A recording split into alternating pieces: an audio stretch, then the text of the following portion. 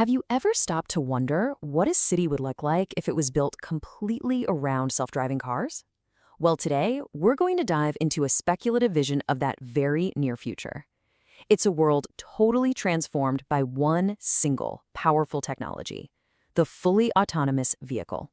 So, let's jump right in. Okay, so picture this. It's a snowy evening, right in the heart of New York City. The streets are bustling, alive. It feels familiar. And we're going to follow a character named Hannah. She's about to hop in a car for a ride that's going to give us a little peek into a radically different world. So this first part of our journey is really all about the ride itself. What does it actually feel like to get around in the future when you're not the one steering the wheel anymore? Right off the bat, there's no fumbling for keys, no trying to hail a ride. Hannah just taps an app on her phone, and boom, her car pulls up. The Falcon Wing doors lift open, and she steps into a space that honestly feels less like a car and more like her own little private lounge. It's seamless, it's effortless, and believe me, this is just the start. As Hannah gets comfortable, she's just watching the vibrant, kind of chaotic streets of Chinatown just glide by. And think about it, this has got to be one of the most challenging places to drive on the planet. You've got narrow streets, people everywhere, just constant motion. But she is totally relaxed. Why? Because the car's AI is handling every little detail. And this is where we get to the core idea of this whole imagined future. See, the AI in this car isn't just some cool, convenient feature. No, it's a fundamental leap forward in capability that completely redefines what's even possible. The source material makes a really powerful claim here. It says the AI has basically passed the Turing test for driving. What that means is it's not just as good as a human driver, it's actually better. We're not just talking about matching our skills, we're talking about going way beyond the human limitations that, make us all prone to mistakes. So why is it better? Well, this slide just lays it out perfectly. A human driver, that's us, we get distracted, we get emotional, we make mistakes, it happens. The AI, on the other hand, is always focused, and it's not just reacting to the car in front of it, it's predicting the flow of the entire street with a level of precision that we just can't compete with.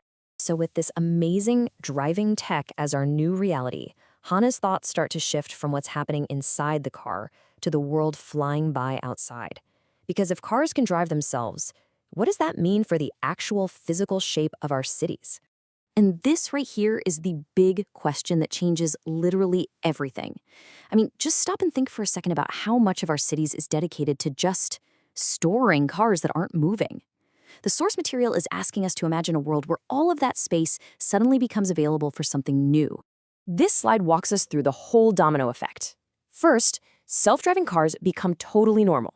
So then, they don't need to just sit there waiting for us, which means street parking becomes a thing of the past. And once that happens, we can tear up all that useless pavement and reclaim the space, creating parks and bike lanes and little public plazas right where there used to be rows and rows of metal boxes. And this urban makeover, it doesn't just stop at the curb. I mean, think about those huge concrete parking garages that take up some of the best real estate in our cities.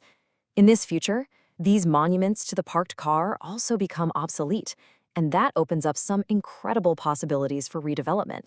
All of a sudden, these giant structures can be completely repurposed. They could become these vibrant community centers, or bustling markets with cool local shops, or even much-needed shared workspaces. These old, dead zones are completely transformed into the new heart of the neighborhood. It's pretty amazing to think about. And this transformation just keeps building on itself. A city that's redesigned for people, not for cars, doesn't just look different, it fundamentally changes our lifestyles and the entire economy of where we choose to live. This table just nails the shift. Right now, a long commute is stressful, it's unproductive, it's basically dead time, right? And that puts this huge price tag on living close to downtown. But what happens when your commute becomes time you can actually use to work, to relax, to call your family? Well, the need to live downtown just starts to melt away. So what's the big takeaway? The suburbs get a complete makeover. That old trade-off you had to make between having more space and having a convenient location gets totally rebalanced. This could set off a massive shift in real estate, spreading demand out from the city center into the surrounding communities. The very definition of what makes a prime location gets completely rewritten. So as Hannah's car just smoothly pulls up to Central Park, the whole experience ends with this one last brilliant example of this new kind of freedom. She actually changed into her workout clothes during the ride. She steps out, she's ready for her run, and as she starts jogging away, she just tells her car to meet her at her final destination. No sweat. And this brings us to our final, pretty provocative thought. When your transportation is this fluid, this integrated into your life, the lines just get blurry. The commute, as we know it, disappears, and it all just becomes, well, living. This journey into an autonomous city isn't just about cool new tech. It's about a whole new way to live.